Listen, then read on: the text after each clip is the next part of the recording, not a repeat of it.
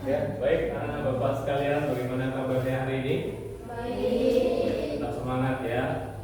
Kita jumpa lagi di pembelajaran kita tentang kecerdasan artifisial ya. Apa itu kecerdasan artifisial? Sebelumnya sudah tahu juga. Dan hari ini nanti kita akan mencontohkan dan menampilkan apa-apa saja aplikasi yang sesuai dengan kecerdasan artifisial itu sendiri dan keterbatasan kecerdasan artifisial. Artinya kalau kita ya menggunakan kecerdasan artifisial, kita harus memahami etikanya. Karena kalau kita tidak beretika dalam menggunakan kecerdasan artifisial, nanti bisa disalahgunakan, ya kan? Jadi kecerdasan artifisial merujuk pada sistem yang memungkinkan komputer belajar dari data, mengolah pola, serta membuat prediksi atau keputusan secara mandiri. Misalnya dalam aplikasi sehari-hari algoritma, kecerdasan artifisial pada platform media sosial dapat menganalisis kebiasaan pengguna dan merekomendasikan konten yang relevan. Semakin sering seseorang menonton video bertema tertentu, semakin akurat sistem dalam menyarankan video serupa. Ini yang pernah anak-anak Bapak umpamanya yang sering mengakses Facebook, ya, Instagram. Kalau kita sering melihat video yang berhubungan dengan konten-konten tertentu yang hampir-hampir mirip, biasanya itu terus yang ditawarkan. Agak-agak mirip, gitu ya. Ada yang pernah lakukan itu nggak? Ada nggak yang pernah nengok Facebook, videonya? Umpamanya kalau kamu sebelumnya lihat tentang tutorial, umpamanya memperbaiki sepeda motor, itu lagi ya. Jadi dia direkomendasikan. Jadi kalau kita tidak beretika, yang kita nanti tonton hal-hal yang negatif, maka yang negatif terus yang muncul. Tapi kalau yang positif terus yang muncul. Nah, itulah pentingnya kita menjaga etika dalam menggunakan kecerdasan artifisial. Kemudian batasan KA. Kecerdasan artifisial KA bukan hanya sekedar program komputer biasa yang memiliki kemampuan untuk belajar dan beradaptasi, mengenal pola dan membuat keputusan otomatis. Makanya kalau kita nanya boleh, bisa. Coba buatkan saya menu sarapan yang sehat di aplikasi KA di pencarian. Nanti dibuatkan sama dia tuh. Dan seterusnya. Kemudian KA dapat menjadi sangat pintar dalam tugas-tugas tertentu, kemampuannya tetap terbatas karena tidak memiliki akal, intuisi, dan kreativitas seperti layaknya manusia. Artinya, kecerdasan artifisial itu tidak bisa menggantikan manusia, hanya manusia yang memprogramnya. Jadi kalau kita tidak punya dasar kemampuan yang baik untuk memilah, maka nanti kita justru bisa sebaliknya. Jadi dia ini seperti mata pisau, kalau digunakan yang baik pasti dia sangat baik. Kalau digunakan yang buruk ya masalah nanti kita, ya kan? Kemudian dampak keterbatasannya, ya. Dampak keterbatasan kecerdasan artifisial, ketidakmampuan untuk memiliki kreativitas sejati, perasaan atau pemahaman kontekstual yang mendalam. Artinya jangan terlalu bergantung sama aplikasi, ya. Kita harus punya kemampuan sendiri juga. Kemudian kecerdasan artifisial memang dapat menghasilkan teks, gambar, musik atau video, tetapi hasil tersebut dibuat berdasarkan pola data yang sudah ada, bukan karena pemikiran kreatif yang hasil. Artinya bukan aplikasi itu yang berpikir, bukan, dia hanya mencarikan data saja. Ibaratnya semacam tempat, kalau kita membutuhkan sesuatu, kita tinggal lupa tempatnya. Oh ada yang tampil.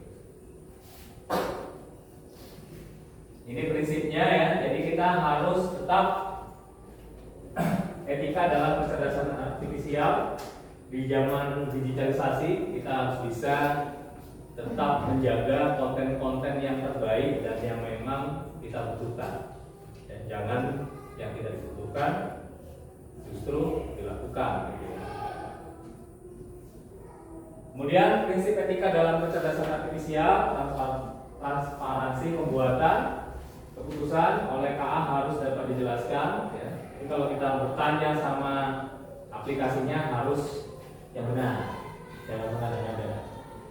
Kemudian akuntabilitas pihak yang bertanggung jawab atas kesalahan KA ya.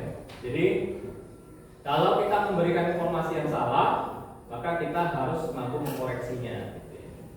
Jadi kita nggak boleh tuh memasukkan ke dalam aplikasi bank-bank aplikasi itu yang informasi yang tidak benar, harus yang benar. Jadi sehingga ketika orang mencari, dia mendapatkan informasi yang benar. Adil dan non-diskriminatif. Kemudian privasi ya, menjaga hak kita. Nah, kesimpulannya, kecerdasan artifisial adalah alat yang sangat berguna. Ia tetap memiliki banyak kekurangan yang perlu diperhatikan. KA tidak bisa berpikir, merasakan atau berimajinasi seperti manusia, serta sangat bergantung pada data yang diberikan kepadanya. Jika datanya salah atau tidak lengkap, maka hasil yang diberikan KA juga bisa keliru. Ya. Oleh karena itu, KA tetap membutuhkan manusia untuk mengawasi dan memastikan bahwa penggunaannya dilakukan secara etis dan bertanggung jawab. Ya. Dengan memahami keterbatasan ini, pengguna harus bisa lebih bijak dalam menggunakan kecerdasan artifisial dalam kehidupan sehari-hari, terutama dalam dunia pendidikan, agar teknologi ini benar-benar membantu manusia tanpa menggantikan peran berpikir kritis dan kreativitas yang hanya dimiliki oleh manusia. Itulah sekelumit tentang penjelasan KA. Nah, sekarang contohnya Bapak buka di aplikasi Canva, ya kan? Kemudian di sini Bapak mau buat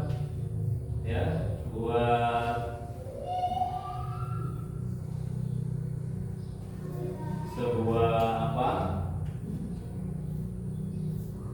namanya, entah itu modul ya, entah itu apa namanya, draft literatur. Bapak bisa tanya di sini. Ini salah satu juga penerapan kecerdasan artifisial. Contohnya, mamanya Bapak mau tanya dia buatkan resep makanan sehat untuk usia 12 tahun namanya. Ya, 12 tahun. Ya, ini coba carikan. Nanti dia akan berpikir tuh nah. Keluar dia. Ya kan? Nah, inilah dia penerapan kecerdasan artifisial. Coba, ada nggak yang mau ke depan ya, bantu Bapak untuk kira-kira, nah itu kan Bapak yang buat, kalau saya yang buat bisa nggak ya? Habis coba kemana? Bisa, pasti bisa. Coba, habis mau cari apa? Coba ketik di situ. Cari apa? Umpamanya cara belajar yang baik. Coba ketik. Cara diklikkan dulu nanti. Coba.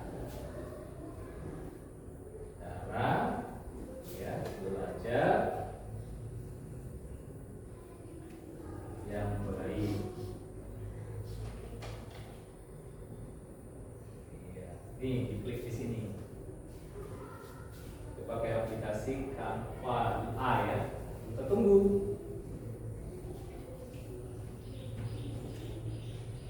Kalau langkah-langkah yang dijelaskan ini sesuai dan mampu membantu kita, berarti yang memasukkan program cara ini dia etikanya bagus, nggak salah-salah dia.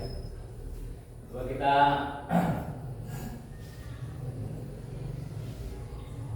baca dari atas ya, kira-kira yang dijelaskan KA ini berguna nggak ya, bermanfaat nggak ya bagi kita ya? Temanmu Hafiz buat cara belajar yang baik, situ dijelaskan satu, buat jadwal belajar dulu, kemudian pahami, bukan hanya menghafal, langkah-langkahnya. Nah kalau itu tadi diketik, ternyata di Canva AI ini atau di kecerdasan artifisial melalui program Canva ini bisa juga kalau kita malas ngetik atau nggak sempat ngetik ini bisa pakai perekam suara. Tapi umpamanya mau jelaskan taktik bermain bola, coba jelaskan. Taktik bermain bola.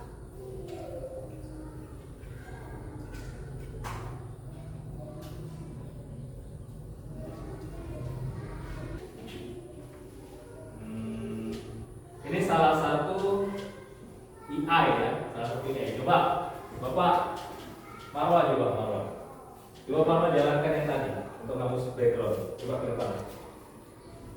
Menjalankan aplikasi KA yang menghapus background. Ya kan? Sama. Nah ini ya kan? Ini aplikasinya tadi, PickWiz namanya. Coba dari upload image itu nah itu diklik, ya, diklik, ambil namanya video yang ada di sini.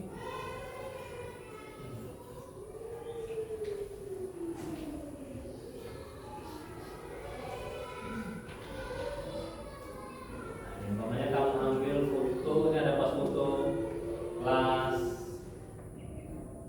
6 ya. Ada foto sepeda motor Bapak saja satu.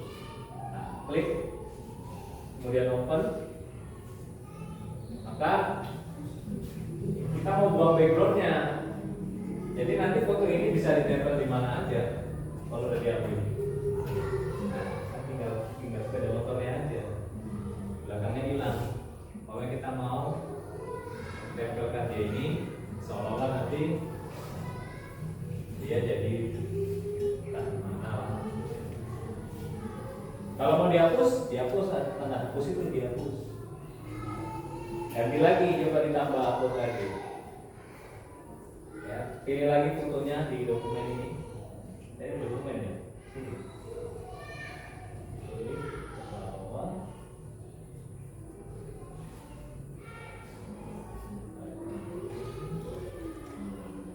Kalau foto orang bisa nggak ya? Orang gitu ya. Kita nah ini namanya fotonya Indah nih, pilih. Ini foto siswa kita kelas tahun lalu. Kita membuang warna merahnya. Itu nggak hilang nanti warna merahnya. Ya. Ini mau kalau nanti namanya kamu makin besar ya, makin mudah mengakses informasi, aplikasi-aplikasi seperti ini pasti sangat oke. Terima kasih Marwah. Dululah yang bisa dapat sampaikan ke kamu. Intinya kita harus tetap terbuka dengan era digital ya. Apalagi AI ini atau kecerdasan artifisial ini sudah banyak digunakan ya, dan sudah banyak aplikasi-aplikasi yang ada. Tinggal bagaimana kita menggunakannya, tetap berpedoman pada etika dan kebutuhan kita sehingga kita bisa memanfaatkannya menjadi lebih baik. Bapak kira itu saja. Sekali lagi terima kasih.